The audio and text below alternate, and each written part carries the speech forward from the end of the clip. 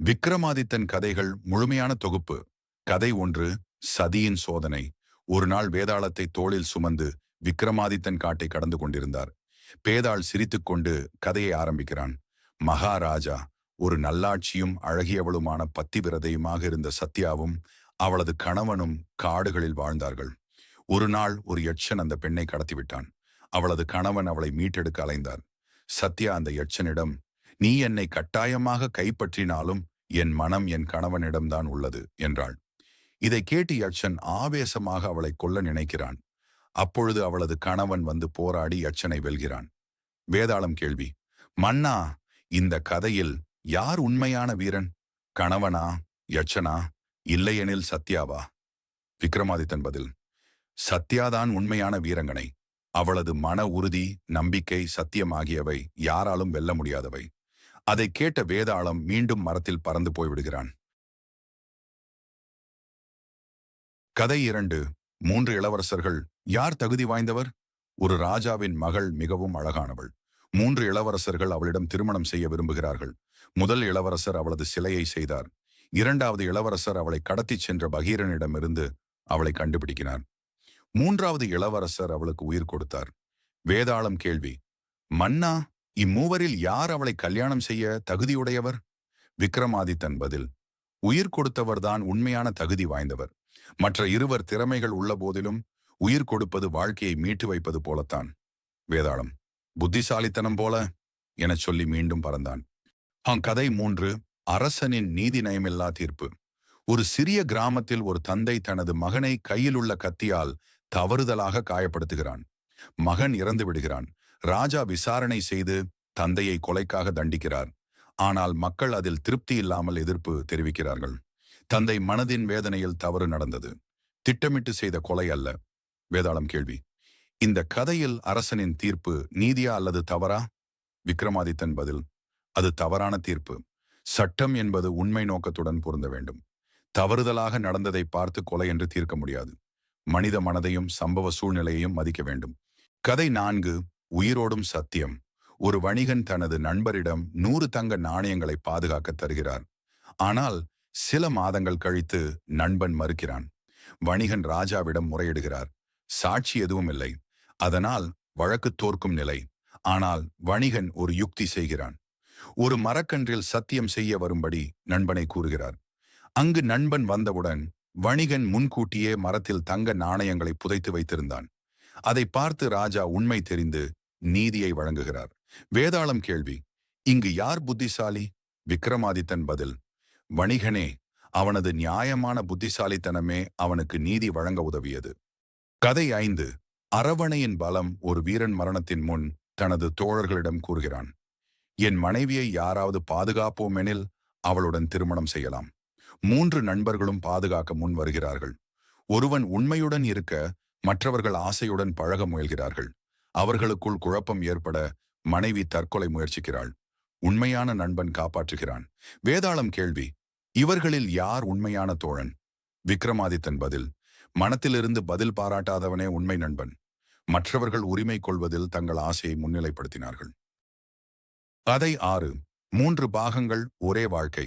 ஒரு சித்தர் கூறுகிறார்: 3 மனிதர்கள் சேர்ந்து ஒரே உயிரை உருவாக்கினர். ஒருவன் எலும்பு, மற்றவன் சதை, 3வது உயிர் ஊதியது.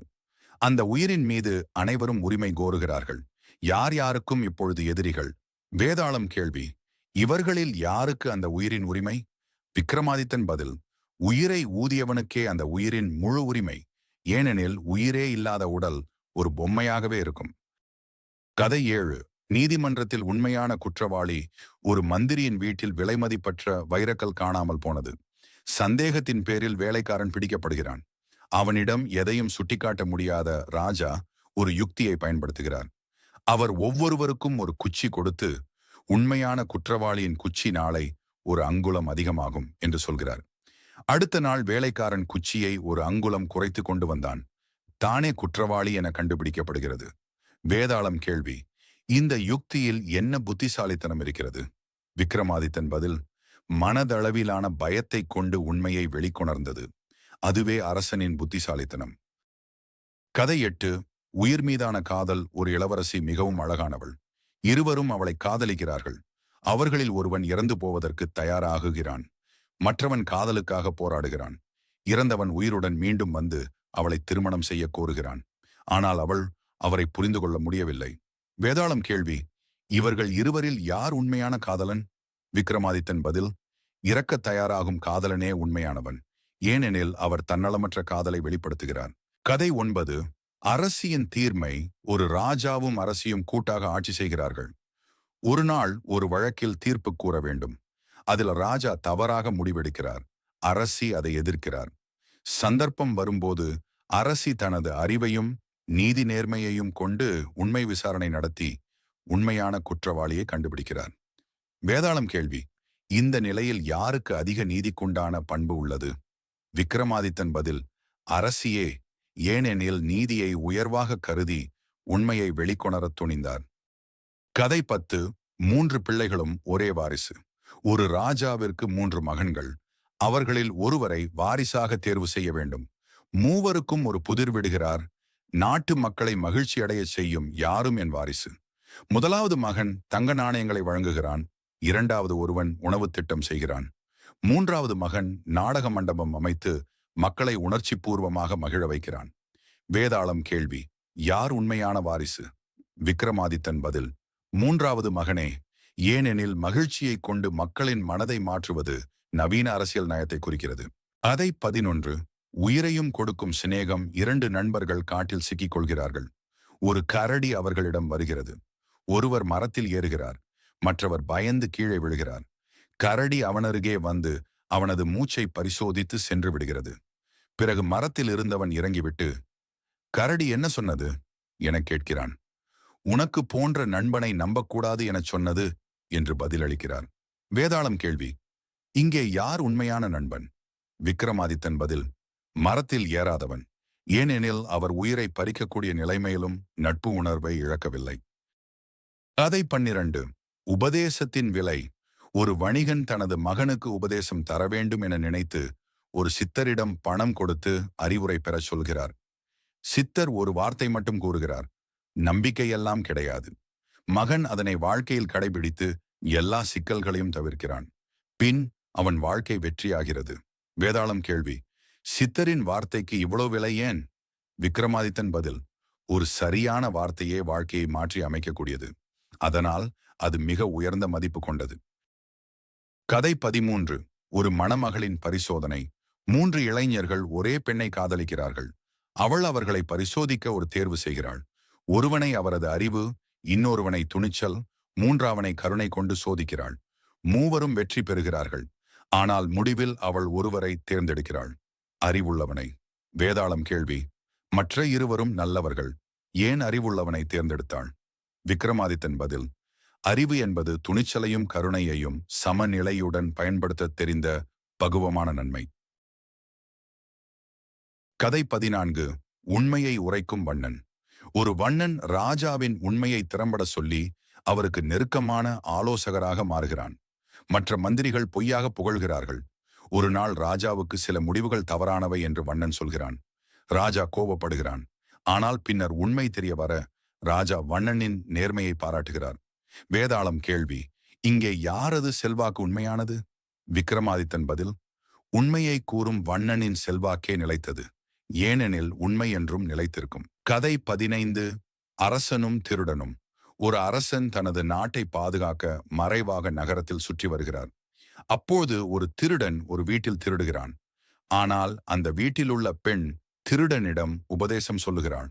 அவனது மனம் மாறுகிறது. அரசனும் அதை பார்த்து திருடனை மன்னித்து வேலை வழங்குகிறார். வேதாளம் கேள்வி: இங்கே உண்மையான மாற்றத்தை யார் கொண்டு வந்தார்? விக்ரமாதித்தன் பதில்: அந்த பெண்ணே. ஒரு வார்த்தை சில சமயங்களில் 1000 தண்டனைகளையும் விட வலிமையானது. கதை 16. உயிருடன் வாழ்ந்த விழிப்பு. ஒரு மனிதன் தனது மரணத்துக்குப் பிறகு மறுபிறவி கொடுப்பதற்கான சந்தர்ப்பம் பெறுகிறான்.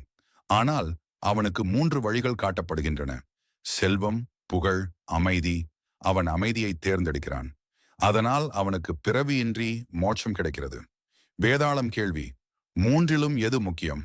விக்ரமாதித்தன் பதில்: அமைதியே எல்லா செல்வத்திற்கும் மேலான செல்வம். கதை 17. 3 மகன்களும் ஒரு முடிவு. ஒரு பெரியவன் தனது மரணத்திற்கு முன் சொத்துக்களை பகிர வேண்டும். ஆனால் அவனது 3 பிள்ளைகளும் சண்டையிடுகிறார்கள். பெரியவர் ஒரு புத்திசாலி வழக்கறிஞரை அழைத்து ஒரு புதிர் மூலம் சொத்துக்களை பகிர்கிறார். அழகை நேசிக்காதவனுக்கு அழகு, கோபத்துக்கு பதிலளிக்காதவனுக்கு சக்தி, தந்தையின் வாரிசு யார் என்று மக்கள் சொல்வார்கள். வேதாளம் கேள்வி: இது எந்த வகையில் தீர்ப்பு? விக்ரமாதித்தன் பதில்: மக்கள் மனதில் யார் நம்பிக்கையுடன் இருக்கிறார்களோ அவரே உண்மையான வாரிசு. கதை 18. அரசனின் முடிவு. ஒரு நகரத்தில் 2 அமைச்சர்கள் ஒரே பொறுப்பை எதிர்மறை முறையில் செய்கிறார்கள். ஒருவர் பொறுப்புடன் நடக்கிறார், மற்றவர் ஊழலை செய்கிறார். அரசன் இதை அறிந்ததும் இருவரையும் நேரில் சந்திக்கிறான். இருவரும் தங்களை சீராக சுட்டிக்காட்டுகிறார்கள். அரசன் அவர்களின் செயல்கள் மூலமே உண்மையை தெரிந்து நேர்மையுடன் பணியாற்றிய அமைச்சரையே உயர்வுக்கு கொண்டு வருகிறான். வேதாளம் கேள்வி: இங்கு நீதியின் அடிப்படை என்ன? விக்ரமாதித்தன் பதில்: செயல் என்பது சொற்களை விட உயர்ந்தது. செயலில் உண்மையை காண்பது அரசனின் கடமை. கதை 19. இரு நண்பர்களும் ஒரு வாக்குறுதி. இருவர் சிறுவயதில் நட்புக்காக ஒருவருக்கு ஒருவர் ஒரு வாக்குறுதி கொடுக்கிறார்கள். ஒருவருக்கு பிரச்சனை வந்தால் மற்றவன் உயிரை கொடுத்தாலும் உதவ வேண்டும் என்று. ஆண்டுகள் கடந்த பின் அந்த நிலை ஏற்படுகிறது. ஒருவர் ஏமாற்றப்படுகிறார், மற்றவன் உயிரை பணயம் வைத்து நண்பனை காப்பாற்றுகிறான். வேதாளம் கேள்வி: இங்கு யாரது செயலே உயர்ந்தது? விக்ரமாதித்தன் பதில்: வாக்குறுதியை கடைபிடிக்க ஈவன் உயிரை பணயம் வைக்கும் செயல் மிக உயர்ந்தது. நட்பின் உச்சம் அதுதான். விக்ரமாதித்தன் பதில்: செயல் என்பது சொற்களை விட உயர்ந்தது. செயலில் உண்மையை காண்பது அரசனின் கடமை. கதை 20. புலியின் புத்தி. ஒரு புலி மனிதர்களால் காப்பிக்குள் வைக்கப்படுகிறது. ஒரு பையன் அதன் மீது இரக்கம் கொண்டு அதை விடுவிக்கிறான். ஆனால் புலி அதனை தின்ன முயற்சிக்கிறது. பையன் 3 வித்தியாசமான உயிர்களுக்கு ஆலோசனை கேட்கிறான். 2 உயிர்கள் புலிக்கு துணை தருகிறன. 3வது ஒரு சிராகத்தான். அந்த புலியின் தந்திரத்தை கண்டுபிடித்து அதை மீண்டும் காப்பிற்குள் புகுத்துகிறது. வேதாளம் கேள்வி: இங்கு யார் புத்திசாலி? விக்ரமாதித்தன் பதில்: நடுநிலை பார்வையும் நேர்மையும் கொண்ட சிராகம்தான். உண்மை சிந்தனையே புத்திசாலித்தனத்தின் அடிப்படை. கதை 21. நவமணி மரம். ஒரு கிராமத்தில் ஒரு மரம் இருந்தது. அது ஒவ்வொரு நாளும் ஒவ்வொரு மாணிக்கத்தை கீழே விழவிடும். மக்கள் அதை வணங்கி வாழ்ந்தனர். ஆனால் ஒரு நாள் அந்த மரம் மாணிக்கம் தரவில்லை. மக்கள் கோபப்பட்டு மரத்தை வெட்ட முயற்சிக்கிறார்கள். அதே நேரத்தில் ஒரு சிறுவன் அது பேசக்கூடிய மரம் என்று உணர்ந்து மரத்துடன் பேசுகிறான். மரம் கூறுகிறது: நீங்கள் ஆசை மிகுதியால் உணர்வு இழந்து விட்டீர்கள், அதற்காக தண்டனை. வேதாளம் கேள்வி: இங்கு யாரது தவறு அதிகம்? விக்ரமாதித்தன் பதில்: மக்களின் நம்பிக்கையை தவிர ஆசையை அடிப்படையாக்கியதுதான் இழிவுக்கு காரணம். கதை 22.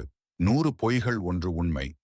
ஒரு மனிதன் தனது வாழ்க்கையில் 100 பொய்களை சொல்கிறான். அவை அனைத்தும் சிறிய பொய்கள். ஆனால் அவை அனைத்தும் சேர்ந்து ஒரே பெரிய சிக்கலை உருவாக்குகின்றன. ஒரு நாள் அவன் பொய்கள் ஏமாற்றத்தை உருவாக்கி அவனையே அவமானத்திற்கு உள்ளாக்குகின்றன. அதனால் அவன் உண்மையின் முக்கியத்துவத்தை உணர்கிறான். வேதாளம் கேள்வி: இங்கு உண்மையின் தாக்கம் என்ன? விக்ரமாதித்தன் பதில்: ஒரு உண்மை பேசப்படும் போது 100 பொய்கள் வீழ்கின்றன. உண்மை எப்போதும் தற்காலிகமாக தோற்றாலும் நீடித்த வெற்றியை தரும். கதை 23. சாமர்த்திய மந்திரி. ஒரு அரசனிடம் பல மந்திரிகள் இருந்தனர். ஆனால் ஒருவரே மிக சாமர்த்தியமானவராக இருந்தார். அவர் பேசும்போது அனைவரும் மெளனமாக கேட்பார்கள். ஒரு நாள் மற்ற மந்திரிகள் அவரை சூழ்ச்சி செய்து தவறு செய்ததாக காட்ட முயற்சிக்கிறார்கள். ஆனால் அந்த மந்திரி தனது அறிவால் உண்மையை நிரூபித்து விலகுகிறார். வேதாளம் கேள்வி: சாமர்த்தியம் அறிவுக்கு மேல்தானா? விக்ரமாதித்தன் பதில்: அறிவுடன் சேரும் சாமர்த்தியம்தான் உண்மையான வலிமை. கதை 24. நட்பும் நாட்டின் நலனும். ஒரு அரசன் தனது நண்பனுக்கு ஒரு முக்கியமான பதவியை வழங்குகிறான். ஆனால் நண்பன் அந்த பதவியை தனக்காக பயன்படுத்துகிறான். மக்கள் பாதிக்கப்படுகிறார்கள். அரசன் கடைசியாக உணர்கிறான்: நட்பு என்பது தனிப்பட்டது, ஆனால் நாட்டின் நலன் என்பது பொது நலன். அவனை பதவியிலிருந்து நீக்குகிறார். வேதாளம் கேள்வி: இங்கு அரசன் முடிவு சரியா? விக்ரமாதித்தன் பதில்: நட்பை விட நாட்டின் நலனை முக்கியமாக கருதும் அரசன்தான் சிறந்தவன். கதை 25. வேதாளம் ரகசியம். கடைசி கதையில் வேதாளம் தானே ஒரு சோதனையாகவும் பாட்டாளரின் சிந்தனையை சோதிக்கும் ஊடகமாகவும் அமைகிறான். அவன் சொல்கிறான்: இவ்வளவு காலமாக நீ என்னை தூக்கி வந்தாய். ஆனால் நீ ஒரு முறையும் அமைதியாக இல்லாமல் கேள்விகளுக்கு பதில் கூறினாய். இதுவே நீ நீதி மன்னனாக தகுதியுடையவன் என்பதை நிரூபிக்கிறது. வேதாளம் மறைந்து விடுகிறான். விக்ரமாதித்தன் வீரவணக்கம் பெறுகிறார்.